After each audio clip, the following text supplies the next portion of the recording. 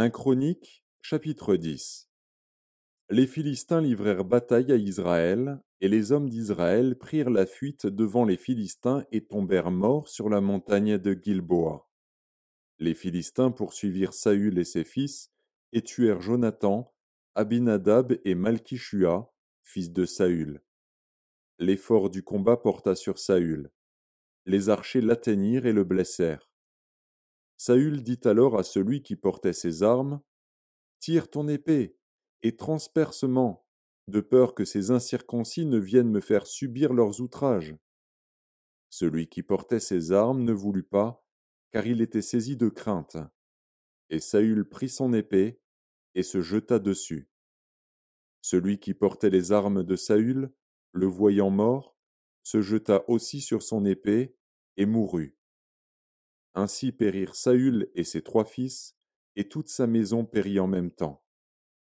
Tous ceux d'Israël qui étaient dans la vallée, ayant vu qu'on avait fui et que Saül et ses fils étaient morts, abandonnèrent leur ville pour prendre aussi la fuite.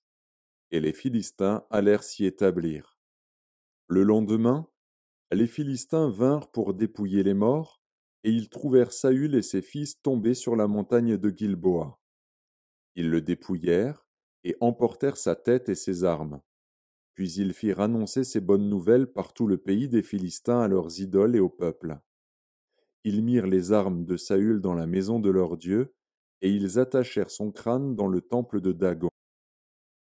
Tout Jabès en Galaad ayant appris tout ce que les Philistins avaient fait à Saül, tous les hommes vaillants se levèrent, prirent le corps de Saül et ceux de ses fils, et les transportèrent à Jabès. Ils enterrèrent leurs os sous le térébinthe, à Jabès, et ils jeûnèrent 7 jours. Saül mourut parce qu'il se rendit coupable d'infidélité envers l'Éternel, dont il n'observa point la parole, et parce qu'il interrogea et consulta ceux qui évoquent les morts. Il ne consulta point l'Éternel. Alors l'Éternel le fit mourir, et transféra la royauté à David, fils d'Isaïe.